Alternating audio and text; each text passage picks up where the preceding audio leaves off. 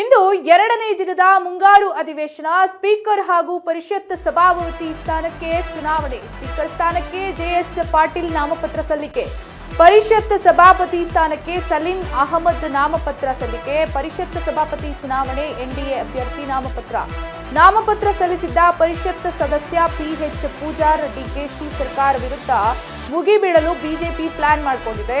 AICC letter ಹೆಡ್ನಲ್ಲಿ speaker ಅಭ್ಯರ್ಥಿ ಪ್ರಕಟ ಹಿನ್ನೆಲೆಯಾಗಿದೆ. ಇಂದು ನಡೆಯುವ ಸ್ಪೀಕರ್ ಚುನಾವಣಾ ಬಹಿಷ್ಕಾರಕ್ಕೆ ನಿರ್ಧಾರ. ಜೆಎಸ್ ಪಾಟೀಲ್ ಹೆಸರು ಪ್ರಕಟಿಸಿದ್ದ ಹೈಕಮಾಂಡ್. ಸ್ಪೀಕರ್ ಚುನಾವಣೆ ಬಹಿಷ್ಕಾರಕ್ಕೆ ನಿರ್ಧರಿಸಿದ ಬಿಜೆಪಿ.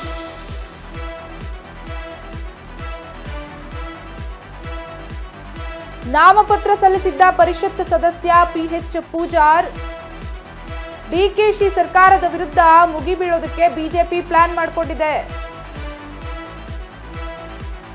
ಎಐಸಿಸಿ ಲೆಟರ್ ಹೆಡ್ನಲ್ಲಿ ಸ್ಪೀಕರ್ ಅಭ್ಯರ್ಥಿ ಪ್ರಕಟವಾಗಿದೆ.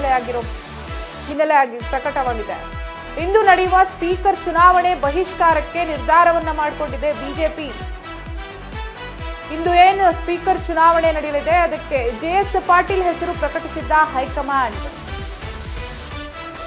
ಸ್ಪೀಕರ್ ಚುನಾವಣೆ ಬಹಿಷ್ಕಾರಕ್ಕೆ ಬಿಜೆಪಿ ನಿರ್ಧಾರವನ್ನ ಮಾಡಿಕೊಂಡಿದೆ.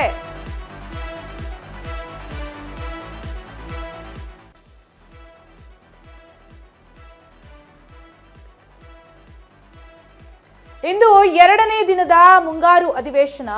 ಇವತ್ತು ಸ್ಪೀಕರ್ ಎಲೆಕ್ಷನ್ ನಡೀತಾ ಇದೆ, ಚುನಾವಣೆ ನಡೀತಾ ಇದೆ. ಅದಕ್ಕೆ ಸ್ಪೀಕರ್ ಸ್ಥಾನಕ್ಕೆ ಜೆಎಸ್ ಪಾಟೀಲ್ ನಾಮಪತ್ರವನ್ನ ಸಲ್ಲಿಕೆಯನ್ನ ಮಾಡಿದ್ದಾರೆ. ಇನ್ನು ಪರಿಷತ್ ಸಭಾಪತಿ ಸ್ಥಾನಕ್ಕೆ ಸಲೀಂ ಅಹಮದ್ ನಾಮಪತ್ರವನ್ನ ಸಲ್ಲಿಕೆ ಮಾಡಿದ್ದಾರೆ. ಪರಿಷತ್ ಸಭಾಪತಿ ಚುನಾವಣೆ ಎನ್ಡಿಎ ಅಭ್ಯರ್ಥಿ ನಾಮಪತ್ರ ಸಲ್ಲಿಸಿದ್ದ ಪರಿಷತ್ ಸದಸ್ಯ ಪಿಎಚ್ ಪೂಜಾರ್ ಡಿಕೆಶಿ ಸರ್ಕಾರದ ವಿರುದ್ಧ ಮುಗಿಬೀಳೋದಕ್ಕೆ ಪ್ಲಾನ್ ಮಾಡಿಕೊಂಡಿದ್ದಾರೆ. ಬಿಜೆಪಿಯವರು ಏನು ಇವತ್ತು ಸ್ಪೀಕರ್ ಚುನಾವಣೆ ನಡೀತಾ ಇದೆ, ಸರ್ಕಾರದ ವಿರುದ್ಧ ಮುಗಿಬೀಳೋದಕ್ಕೆ ಪ್ಲಾನ್ ಮಾಡಿಕೊಂಡಿದ್ದಾರೆ. ಎಐಸಿಸಿ ಲೆಟರ್ ಹೆಡ್ನಲ್ಲಿ ಸ್ಪೀಕರ್ ಅಭ್ಯರ್ಥಿ ಪ್ರಕಟ ಹಿನ್ನೆಲೆ ಇಂದು ನಡೆಯುವ ಸ್ಪೀಕರ್ ಚುನಾವಣೆ ಬಹಿಷ್ಕಾರಕ್ಕೆ ನಿರ್ಧಾರ ಮಾಡಿಕೊಂಡಿದ್ದಾರೆ.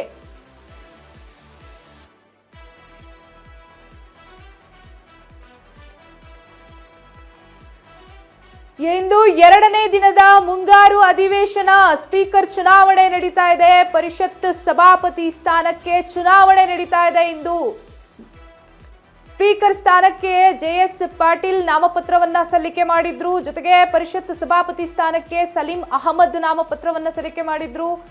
ಪರಿಷತ್ ಸಭಾಪತಿ ಚುನಾವಣೆ ಎನ್ಡಿಎ ಅಭ್ಯರ್ಥಿ ನಾಮಪತ್ರ ಸಲ್ಲಿಕೆ. ಇನ್ನು ನಾಮಪತ್ರ ಸಲ್ಲಿಸಿದ್ದ ಪರಿಷತ್ ಸದಸ್ಯ ಪಿಎಚ್ ಪೂಜಾರ್ ಡಿಕೆಶಿ ಸರ್ಕಾರದ ವಿರುದ್ಧ ಮುಗಿಬೀಳೋದಕ್ಕೆ ಪ್ಲಾನ್ ಮಾಡಿಕೊಂಡಿದ್ದಾರೆ.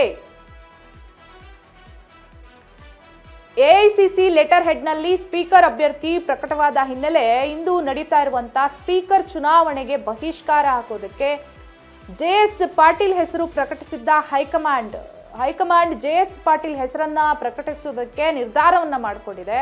ಹಾಗಾಗಿ ಸ್ಪೀಕರ್ ಚುನಾವಣೆಗೆ ಬಹಿಷ್ಕಾರ ಹಾಕೋದಕ್ಕೆ ಬಿಜೆಪಿ ನಿರ್ಧಾರವನ್ನ ಮಾಡಿಕೊಂಡಿದೆ.